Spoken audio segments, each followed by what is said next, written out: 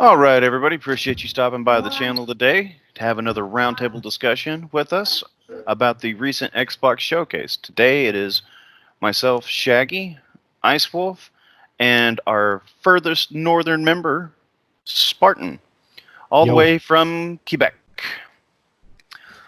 All right, so let's go ahead and get this little possibility out of the way, guys. So there is a new game coming out called Yakuza Like a Dragon.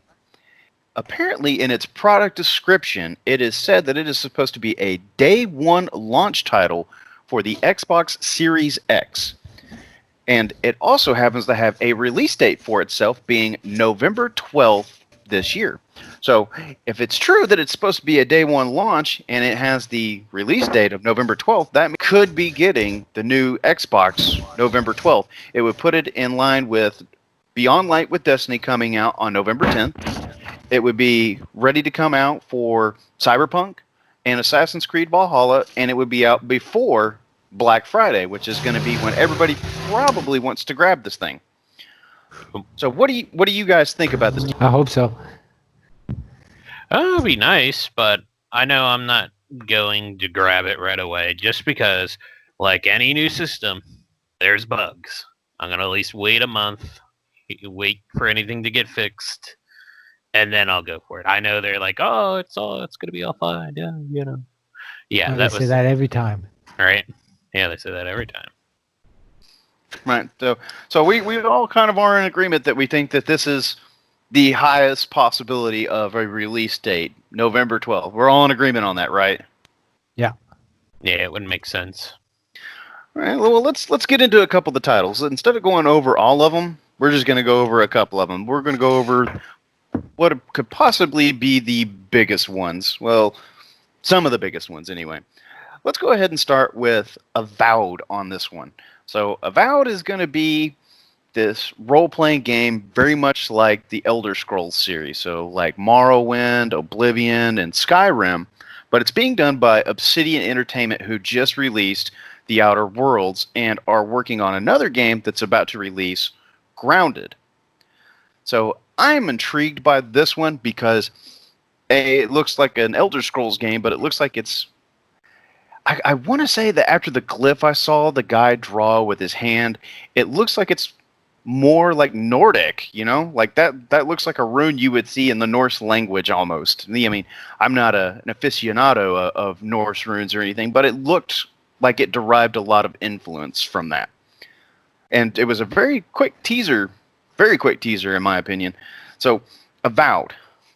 What do you think about what you saw for it, Wolf? Well, it's different. I'll give it that. How it looked, you got the first, the guy sitting there with the bow. He shoots the arrow, and it talks about like war and conflict and everything else. And it almost like some of the statues and stuff like that. It almost reminded me of a little bit of a Greek, maybe a little different. No, it was definitely human. You definitely saw the one giant warrior. But then, the arrow itself dips down into this dark, like, underground valley area and all that. And, it just becomes, it's like, did we just, like, transport to, like, Elder Scrolls, It's like, now we're down here with the dwarves. Or is it going to be, like, I wonder if it's going to be some kind of Dungeons and Dragons kind of deal. Kind of thing, because it looked like you had humanoids on the one spot, but there's nothing too much. It was just more of a glimpse. And it, like you said, the Nordic ruins, that could be anything. It could be, they could use Nordic ruins to say they're dwarven ruins. Makes sense.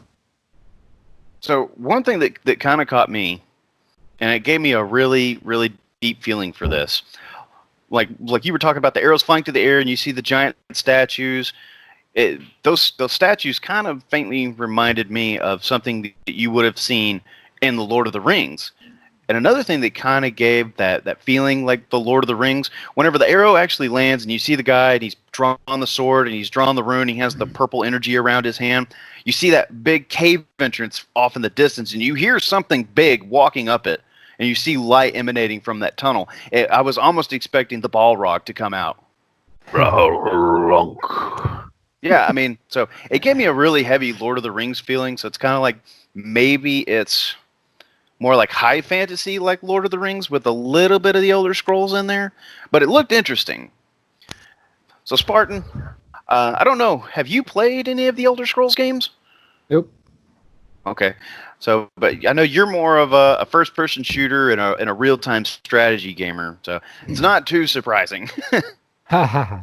No, but I'm thinking of getting Diablo coming out sooner. I hope. Yeah, Diablo 4. Yeah, that was good. Yeah, I But don't remember when they're talking about releasing they're that one, not. but They're not. no, they're It's not. like up in the air. Teaser. We don't really know. Yeah, it gave an impression in November too, but no dates were really set down. I don't know if that's gonna be on an Xbox though. I know for sure it's gonna be on a computer. It'll probably one of those ones where it'll be like a year later. Oh, now it's on Xbox. Yeah.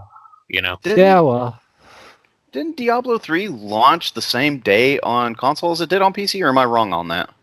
I believe it launched later. I think it was a couple months later. Yeah, because I didn't pick up Diablo 3 on launch day. I did play it maybe like 6 months later, so I'm not entirely positive. So I mean, roughly, it's going to be about a half a year later at longest. Hopefully, I don't see why they would split off the community by such a wide margin more than that. Well, it could be just, Microsoft and themselves, they always have to scrub a game before they even launch anything. They have their mandatory, oh, we need to review, make sure there's no hidden code in here that's going to give everyone away their stuff, or something like that, which is understandable. yeah, but they can't wait too long because people start playing on the computer. They won't trade over to the Xbox unless you can trade your account. Yeah, switching Well, between platforms is a hot button issue, I think, now because people play on multiple different platforms now. So you may want to like play in the living room on your Xbox, but then like the wife comes home and she wants to watch her TV shows or hang out with her friends. So you go back in the computer room and start playing on your desktop or any iteration similar to that. Or roommates. Yeah.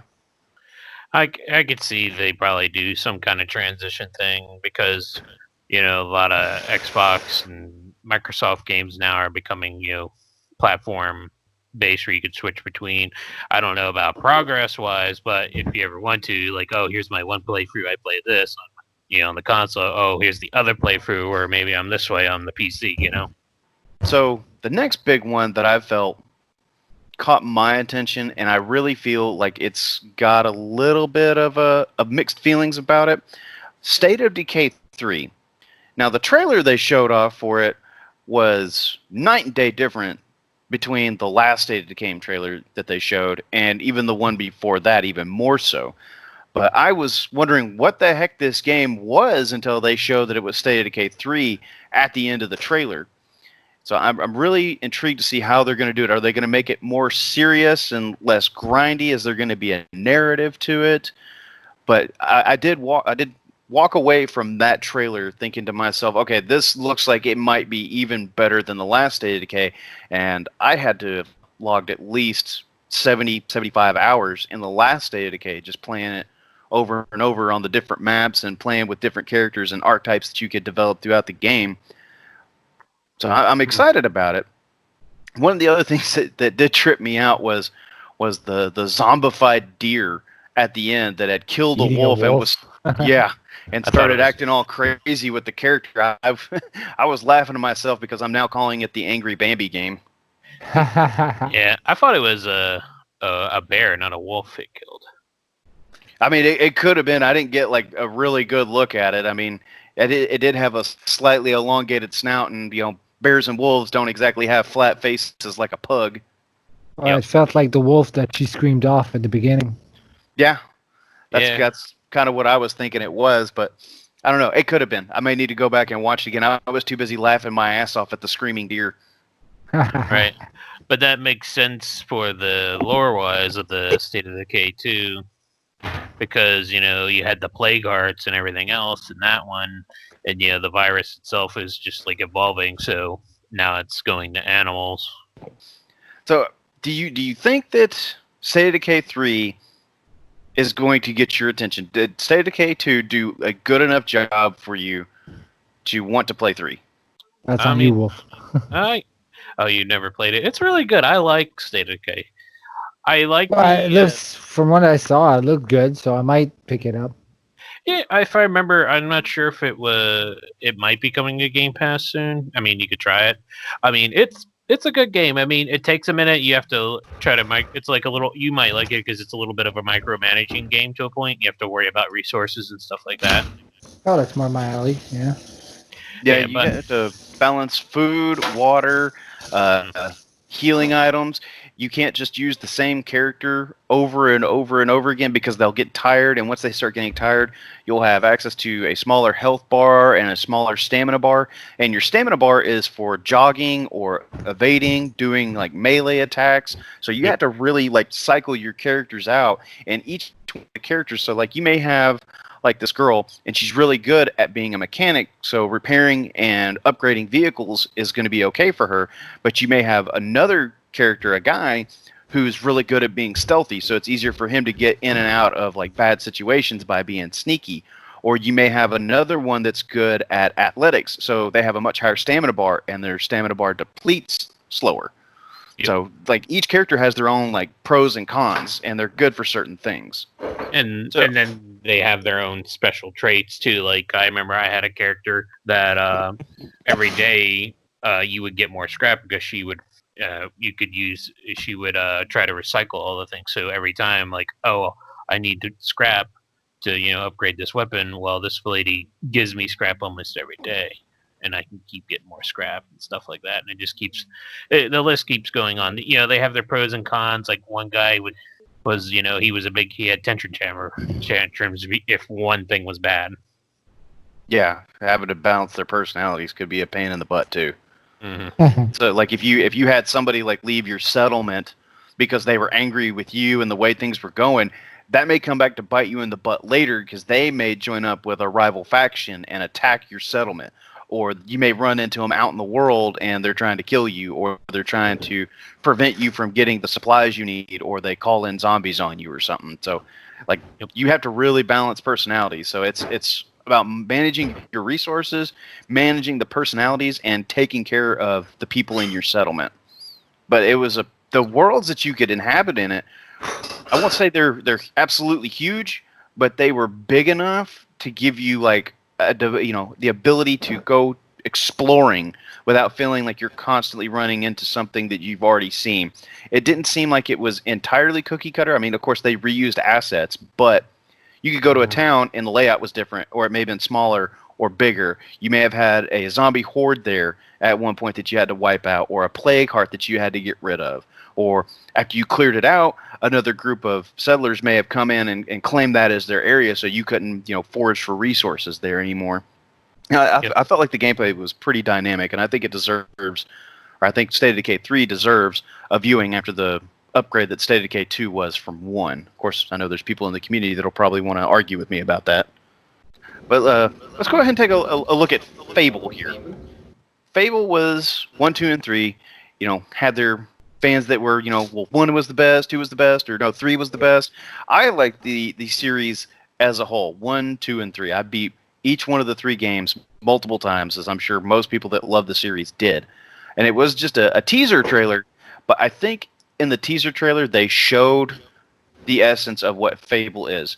So it's fantasy, and there's obviously a balance of what good and evil is, using magic and melee and ranged attacks. You didn't see like bows and arrows, but like the fairy, she flies up to the sword, and then she flies down, and you see the skeleton on the ground, and obviously it's a fairy, and you see the whole fairy village, so there's an essence of magic, but they also had that humor in there as well that Fable was kind of known for.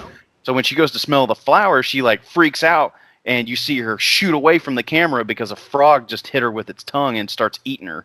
Do you think that now that Fable is in the hands of another studio, do you think they're going to do it justice, Wolf? I mean, Lionhead Studios, when they originally made it, the great art, story makers and themselves. I played a lot of their, black and white games when they were on the PC and everything else, and then Fable came out, and Well, I mean, they still had folks from Microsoft and everything else still helping them even then.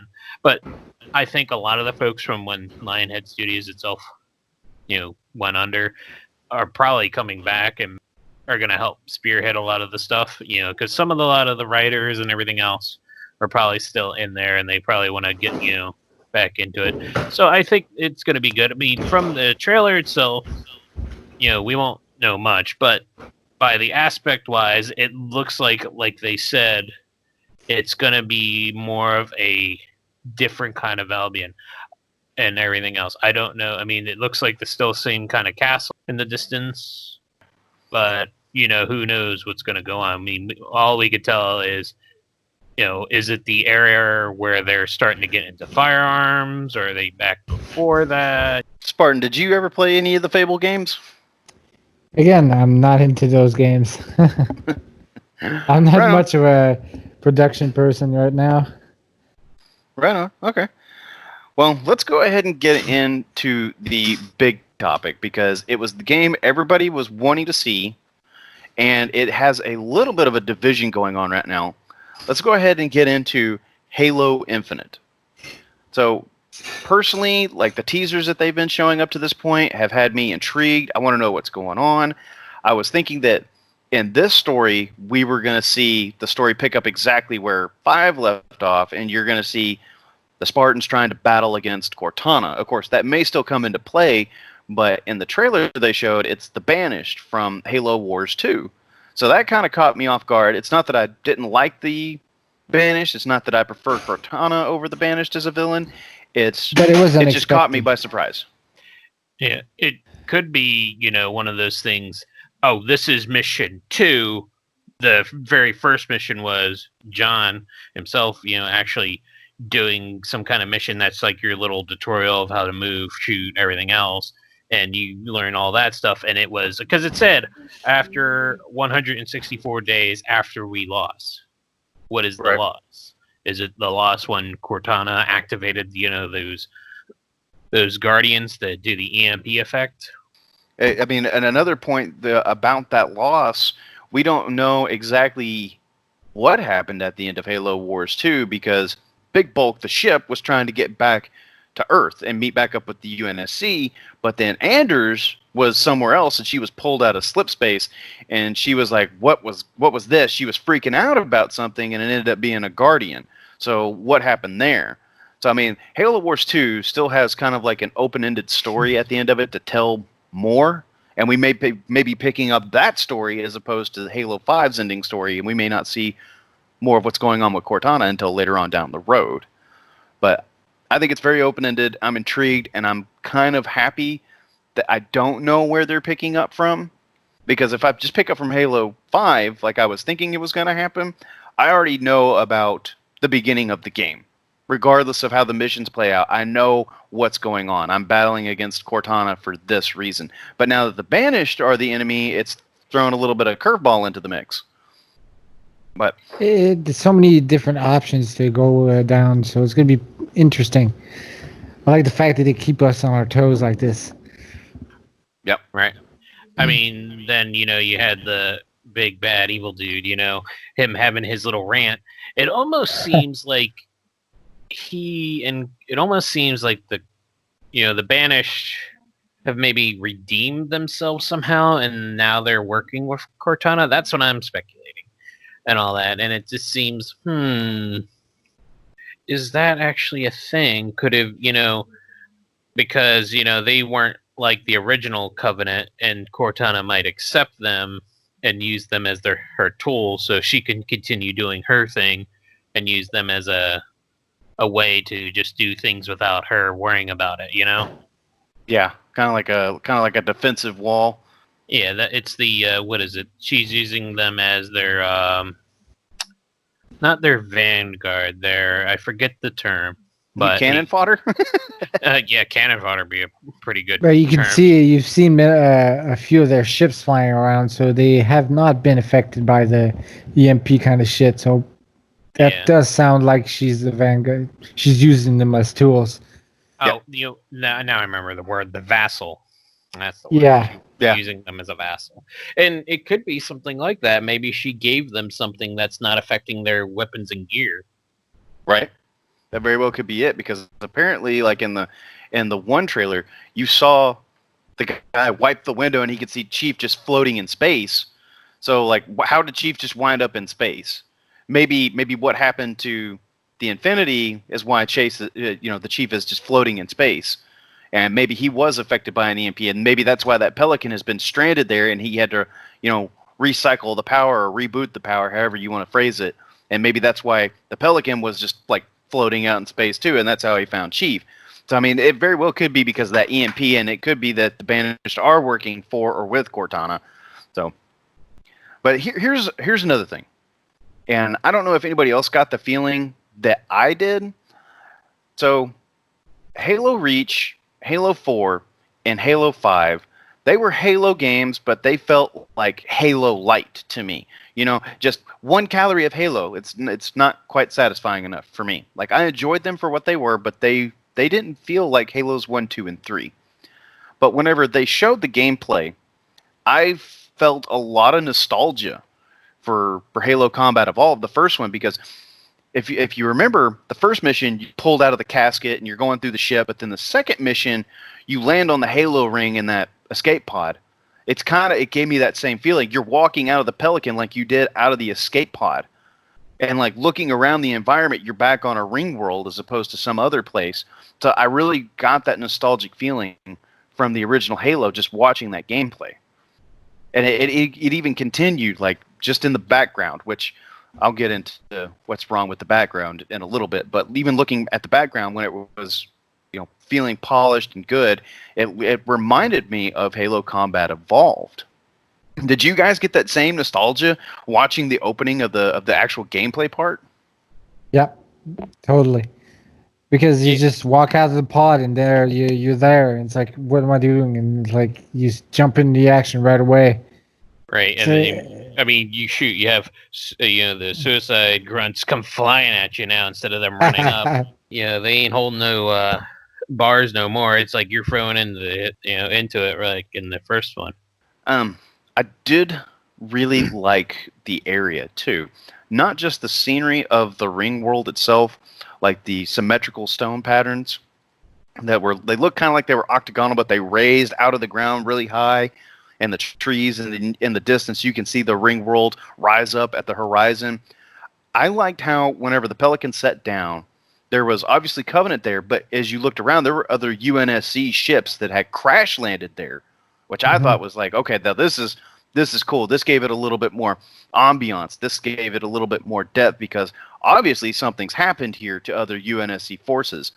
And a little bit later, whenever they're just kind of it wasn't in that trailer. There was a separate trailer where it's going over the guy's dialogue at the end of the gameplay trailer, and Chief is looking at like a map, and you see all these UNSC signals that it's just located, and it starts tallying them off that they're deceased, like they're all dead.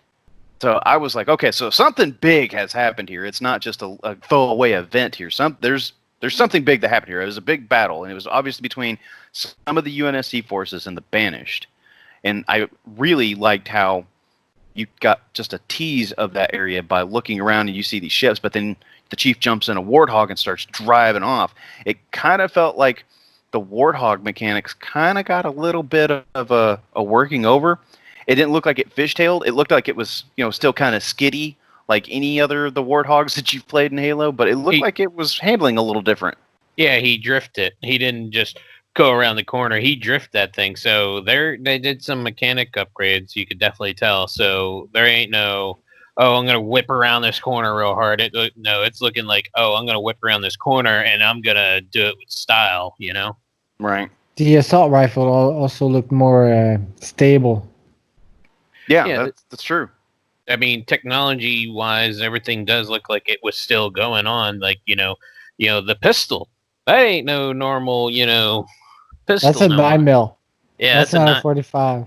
Yeah, ain't no 45. That's a 9mm, at least something. Probably a civilian weapon, probably from the guy in the Pelican. Right. The standard issue for a Pelican driver. Who knows? It could have been, and then there's the gadgets, like from Halo 2, that shield wall and the grappling hook. I could see the grappling hook being a one hell of a thing in Crucible. It's gonna be interesting. Like he picked up the little bomb from far away, picked it up and threw it at the gun. It's gonna be interesting. And new ways of playing this shit. Yeah, there's gonna be some difference. The equipment, I was happy to see. I appreciated Halo 3's incorporation of equipment. Whenever you could throw down the bubble shield, you could throw the flare, you could throw the shield drain. I like that. I didn't feel like it broke Halo's essence. I didn't feel like it changed the gameplay away from the way Halo should be played and should feel. So I was happy to see the equipment come back in, like the wall that he threw down. One of the other trailers, it felt like they brought back the energy drain again. It's not like this huge ball that's like the size of a basketball. It looked like it was a little bit bigger than a softball, and it bounced. So like he threw it, and as it bounced by these guys, it would like throw energy out, like electricity, and would start sapping their shields and stun them a little bit. So I was happy to see equipment come back. And from what I understand, the grappling hook is going to be basically, I think it's permanent equipment throughout the campaign. But in multiplayer, it's going to be an equipment pickup like the shield or like the energy drain. So it's not going to be something that everybody has access to right from the get-go. And I wouldn't be the least bit surprised if it has a limited number of uses, maybe, say like 3, just off the top of my head. I mean, it may be indefinite once you pick it up until you die. But I was happy to see that they're bringing equipment back as opposed to abilities like being able to sprint or be able to jetpack or be able to armor lock like there was in Reach and 4 Pretty and 5. cool. Also, like how he grabbed the elite and like just brought straight at him and just hit the shit out of him. It's over. It's like that's pretty cool. Sometimes the long distance is like a little harder depending on what weapon you're using. The grapple can be real useful. Just come up with the shotgun, boom. Right, and speaking of weapons, we got some of the brute type weapons coming back. We have that little what was it, the Crusader or whatever it was, that little looked like a mini shotgun almost. Yeah, that looks pretty cool too. Yeah, it kind of looked, what was it called in Halo 3? But it was like the little handheld shotgun and you could dual wield them, but instead of this time it being like a buckshot blast, it looked like it was shooting like slug rounds. Yeah, so I was like, okay, they're bringing back an old weapon with a new twist on it. I was digging it. Yeah, I think the gun you were thinking about was the Spiker. I think it was called. It was a little that may have been that had the two little blades at the front, and you could shoot little spikes. No, because those fired like SMGs. This one was like a little bitty. It looked exactly like that thing, but instead of being like a slug round, it fired like a little bitty small cone of shrapnel. Oh yeah, I can't think of what it was called though, and I feel bad for not knowing. Well, we have an excuse. There hasn't been a Halo game in a while, so. Right, but speaking of brute weapons coming back, it wasn't in the core gameplay trailer, but in this other trailer that they showed off that same day, they're bringing back spike grenades from Halo 3 too. No way. Yeah, so you remember they had the frag grenades, the plasma grenades, the firebomb grenades, and the spiker grenades. Yeah, they're coming back. In the other gameplay, you actually see Chief stick one to a brute. And it looked like it's going to function very similar to the way it did in Halo 3. So you can stick it to somebody or to a surface, and it'll detonate, and it'll fire shrapnel around. I think I remember seeing it drop during the trailer. He killed one of the brutes, and it dropped a grenade. But I don't remember right offhand. I would have to review it. But yeah, I think they remember. Yeah, they are going to bring back spike grenades. It would make sense because the brutes are in there. And like you guys already said, the crazy kamikaze grunts now, like flying through the air. Apparently, they're not just like jumping by themselves. Like those little tiny legs aren't jumping that far. What's happening? I'm pretty sure it's the brutes throwing him. Yeah, the brutes are picking up and throwing them at you now. Like you said, die for the banished. Mm-hmm. Yeah, I mean that's crazy because I mean we all used to like freak out, like run away, we got a grunt over here, suicider. And now it's just like, oh, I got to shoot him before he gets to me in the air. It doesn't seem like there's going to be a whole lot of running from that situation because I'm not saying that they just fly at shoot it or die. Yeah, I mean, I'm waiting for the UNSC shotgun to come back and just like pull. Oh gosh, imagine if it was with the grunt birthday party.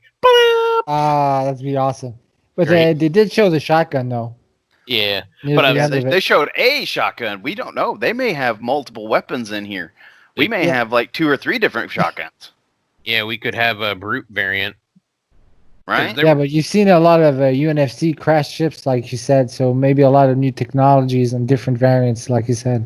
yeah, Yeah. we also saw the little transport ship. They don't look the same like they used to. This one's got like little extra wings to it and stuff like for extra maneuverability. It could be also in the lore of Halo. After they first discovered one of their rings, they found more and more. So now they start sending out research, ships and trying to figure out everything and all that. That could be one of the sites that they had last control of, and before the Banished came in. Who knows? Right. So overall, Weren't all that the Banished stuck on the Ark? Their ship was destroyed, so I'm wondering how they got there. well, there Port- could have been other like companies too. Like that could have been the primary force that we saw in Halo Wars 2, but there could have been other contingencies or other platoons or whatever have you Mhm. stationed elsewhere. And plus, it is the Ark, and the Ark had access to the the teleportation system, so they True. could have gotten off of the Ark. That right, because that's how what's her name got off. Alicia, was it? No, she got off with a new Halo. Yeah, I can't remember how it's. I haven't played Halo Wars 2 in a while, so I can't. No. She activated a Halo ring and warped with it before That, destroying all the fucking Banished that were already on it. So that might not be that Ark. right? Or because Cortana was in control of the Guardians and has all the Forerunner technology, she could have maybe recalled the Ark and maybe it came in, or maybe sent someone to go over there and pick them up. Who knows?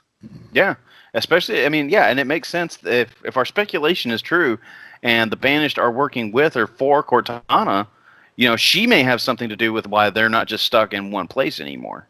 So that that makes sense too. That's also asking a lot of questions. What happened to the spirit, the ship that was there on Halo 2? I forget what it's called. Spirit of Fire. Yeah, okay, Yeah. no, so I was right. The Spirit of Fire. So what happened to them? Are they dead? Did they get destroyed, or did they get EMP'd, or what's going on? Right. Yeah, and honestly, I think that is a very good thing to approach, because we know that there are other Spartan teams out there, and playing through Halo Wars 1 and Halo Wars 2, you know that there's at least a team of Spartans on there, a 3-man team on there. So having another 3-man team of Spartans come back into the fold would be kind of cool, because we know that Blue Team is out there. We know that even if now that Chief seems to be by himself, we know that there's still Blue Team out there. Fred, Kelly, and Linda. We know that they're The still... Omega team, the Omega Platoon 2 Yeah. in So- Halo War 1. I think that's going to be an interesting thing to look at, because it would be able to take the two primary Halo games. I mean, I know that there's those top-down arcade shooters, and then there's the arcade on-rail shooter out there. But the Halo franchise has two main series, Halo and Halo Wars. And I think having that crossover because of that would be a really cool way to tie the two games together. Like, we may still get a Halo Wars 3 in the future, but now there's been more development between the two main stories.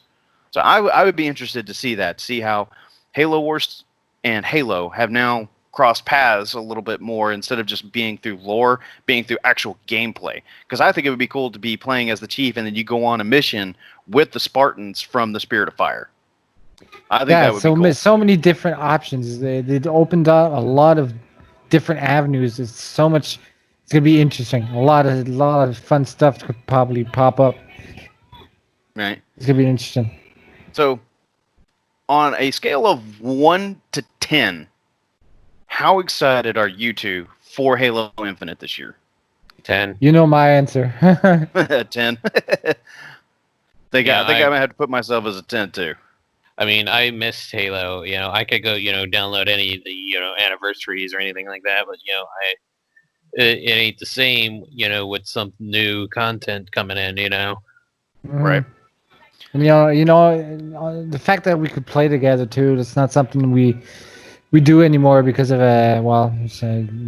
we diverge into different games. Now the fact that it's coming out, well, it's gonna reunite us a little bit more, which would be nice. Right. And So imagine there's going to be, I can imagine they're going to have like the old skull system now too and everything else. But now Yeah. that's going to be crazy because Halo Infinite's going to be in this new open world thing. yeah, that was something that really intrigued me. So whenever they open up the map, you can see that you could have approached that mission any number of ways. There were 3 objectives that you had to take down, and you could do them in any order, and it looked like there was multiple ways to get to them. And I think they just showed like the easiest one to kind of be like, okay, here you can go up this elevator and go over here and do this. So I'm really hoping that it does kind of feel, again, Mission 2 from Halo Combat Evolved. You had the three groups of survivors crash land, so you could go and approach them anyway. You could have done any one of them first. It didn't have to be just the one that was closest to you. They also said that their open world on this Halo is bigger than the last 2 put together. Yeah. There was one other thing that really caught me from the map, though. And if you looked in the upper part of the screen, whenever he opened the map, you notice that there is a tab called Upgrades. So, like, what kind of upgrades are we talking about here for the Chief? And I will be honest, I'm intrigued with what they're going to do, but I'm also really skeptical with what they're going to do with that. Because, like I've already said, I didn't like the armor abilities from Reach 4 and 5. I just didn't. So I'm hoping that they don't try to add a ton of RPG elements into Halo, and now Halo's kind of like a carbon copy or a loose copycat of its successor from Bungie, Destiny. Because I don't want to have like a ton I don't want to play of Destiny. crazy I over the want to top play stuff. Halo. Yeah, exactly. I'm picking up Halo to play Halo, not Destiny. If I want to play Destiny, I'll go play Destiny. So Yeah. I'm hoping that they do it right, but I can see how they could totally screw it up with upgrades. What do you two think about possible upgrades that would work in Halo without breaking it and making it feel like it's another Halo 4? What would you guys like to see from upgrades for Chief in the main game? I personally don't want any upgrades. I want like the Chief with his armor as it should be, with nothing upgraded, or just maybe like pickups for upgrades, but not like Destiny. You know what I'm saying? Mm-hmm. I like it to be Halo and not some copycat or just a different spin on it. You know, this nostalgia is gonna get screwed up if we play with a different kind of upgrades and shit like that. It's just like you said, I didn't like the last few because of that. Kind of bothered me a little bit. It's a shooter game. Screw the Right. RPG. Like the gadgets were fine, but the armor system stuff was like, eh. I mean, it was fun, but it doesn't make great sense. It doesn't make Halo. Right? Like I loved like the gadgets in Halo 2. Oh, I'm gonna throw this out and it's gonna scan the whole area and I can see where everyone is for a minute. That makes sense. That's kind of useful, but it's Right. not an upgrade per se. Right. It's something you pick up on the way. Right, and it's a one-time use. It goes, Mhm. blows up. The grappling hook. Yeah, that's different. That I could see. It's nothing game-breaking. It's like, okay, this might be fun to use. Like, okay, there's this big group of enemies here. I'm gonna take this grappling hook. I'm gonna go up and take the high ground. I'm gonna start picking them off with the sniper. Yeah. See, but that's useful. I see that happening in the real world. Like we do that. We do have grappling hooks to grab and go somewhere and like use I'm a little screwed up with my French. The terrain against the enemy. Right. So that's gonna be interesting. And who knows how far they're gonna go with gadgets wise. We already saw the shield. Maybe if they brought back like a lot of the stuff from like Halo 2, oh, we're under attack. Here comes a barrage from their tanks. Boom, throw down the bubble shield. I guess that's a second gain our health. situate ourselves, look around. We're going to go here and then go. That stuff like that is going to be fine. I could realistic and all. Like the armor systems were fine, but it gets a little redundant. Like, oh, I've been stuck with a plasma grenade. Armor lock. The thing falls off. Here's what I see being different, and I think it could work.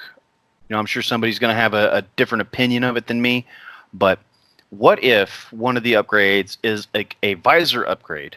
So maybe you get night vision instead of having to use your shoulder-mounted flashlight, like in Halo 1. Or maybe you get a tactical visor where you could scan enemies, kind of like in Halo 3 ODST. Or something that works with what's new as well. So if you have the grappling hook, what if you could reduce the cooldown? Because in the demo that they were showing, it had a cooldown. Once he used it, he couldn't just pop it right back out again. He had to wait for it to cool down. What if you could reduce the cooldown timer on it or extend the length of it, allowing you to grab items or enemies from further away or get to higher points of terrain like Spartan was talking about? Maybe in the beginning it's only 8 feet, but you could upgrade it to 15 feet. Something like that maybe. Or even as long as it sticks to what you already have. Like the visor, I can understand that, but getting new upgrades, I don't know, a shoulder mountain missile or something like that. No. Yeah.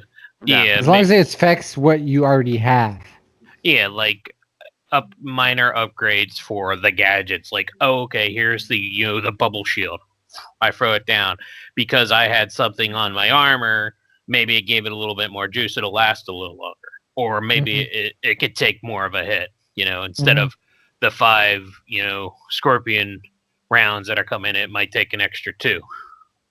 Yeah. Or even maybe upgrade something that you're using in a sense, kind of to touch on what you were just talking about. So in the demo, he threw down the shield wall, and it was like a rectangular barrier in front of him. What if one of the upgrades is, instead of it being like a rectangular barrier, maybe it turned that into a full bubble shield? Yeah. Or maybe the bubble shield isn't a basic pickup, but you can upgrade what you can find to do that. Or maybe it upgrades it to more like a pillbox kind of thing, where instead of it just blocking the front, it covers a little bit of the top, and then you got shooting holes. See, I can see that happening. That's more.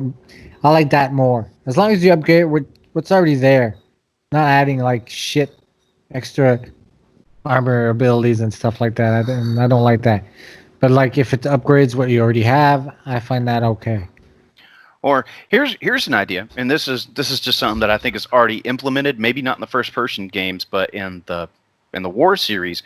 So in Wars, you could upgrade the neural link for your Spartans to where they could hijack vehicles faster. Maybe that's one of the upgrades as well. Maybe trying to hijack a vehicle takes a decent amount of time at the beginning, but maybe one of the upgrades makes it to where you can hijack faster. Again, only affecting what you have. Yep. I mean, I'm just spitballing on that one. But I think it's safe to say that we're all three pretty excited to see that one come out. So one of the other things that they were getting a little bit of flack about is apparently there were people out there saying that it wasn't going to launch with multiplayer and then it wasn't going to launch with split screen. And that was obviously debunked. And so now it's been confirmed that it's going to launch with multiplayer and it is going to launch with split screen. And I was just wondering, why would anybody just go out of their way to say something like that when they have no basis and then they immediately get it shot down out of the air for throwing it out there? One thing that I was a little disappointed in, and it may turn out to not be as bad as I think it's going to be, but they had said that there was going to be a beta testing for the multiplayer, but just recently they came out and said that it's not going to launch as early as they were hoping on it to. They were probably going to do well, we're going to do a beta test this weekend, and then a month later we're going to do another beta test over a weekend. So now apparently we're not going to get a beta test until something like October or November, but we were going to get one maybe a little bit sooner. So were you guys expecting to get into a beta test for multiplayer, say sometime this summer, or were you thinking it was going to be October or November? I'm going to take it when it comes. It's if it takes a little longer before it to come out, it's giving you a better idea of that maybe they're working on it a lot more. It's so you don't end up with a shitty beta where, I don't know. I think it's a If it comes out later, it's because they're trying to make it better, so there's less bugs and less work to be done after the beta. I could see them doing like they did with most of the other ones. You know, they launch it like a month or two prior just to make sure they got any tweaks or things they have to do or test their server, you know, stuff like that, you know. Hmm. Right. So here's something that I want to throw out there, and I can't believe that this actually has to be a topic of discussion, but even immediately after the showcase ended, there were people posting to YouTube. And this is what I was talking about with the background. People are saying that it looks terrible, that the graphics are ugly, and that they should have known better than to show something like that. And I couldn't believe that that was actually something that somebody said. One, Look, it's social media. People are just there to talk shit. yeah, They're I get probably that. not even avid. They don't even love Halo. Probably they're just there to talk shit. I get that, but here's my point. If you play anything more than one game a year, if you're only a Fortnite player, I could probably forgive you for making that assumption. If you just play that one game a year and that's all you play, or you've been stuck on it for years, whatever have you, anybody that's an avid gamer should know that at events like this, they don't show the product at where it's at. They actually came out and said that the build that we saw in that trailer is something like 4 or 5 months old. So it's actually looks better than what we got at that showing, which I was And like, it okay, looked pretty good, I thought too. yeah, that's pretty obvious. But one guy actually pointed out one of the things that gave him concern about the graphics, and I'll give him a little bit more credit than everybody else, but I still feel like he should have known better. There was a couple of times where there was popping in the background. So if you look in the background throughout the trailer, especially in the beginning when he's actually looking around at the environment before they really get into the meat and potatoes of what they were showing, some of the higher elevation terrain in the background, it would pop in and out. So like you would see like the top of it, and then the top of that hill or that mountain would be gone, and so would all of the trees and stuff on top of it, and it would go in and out, kind of like a CD skipping kind of. So I was just like, well, I mean, one, it's an early demo. It's not where the product is at currently, and two, most of the time when they show these things, especially now that they're all having to work from home, it's probably being run on a medium spec PC, which they've come out and said, yeah, it's a medium spec PC. It's called a Condor.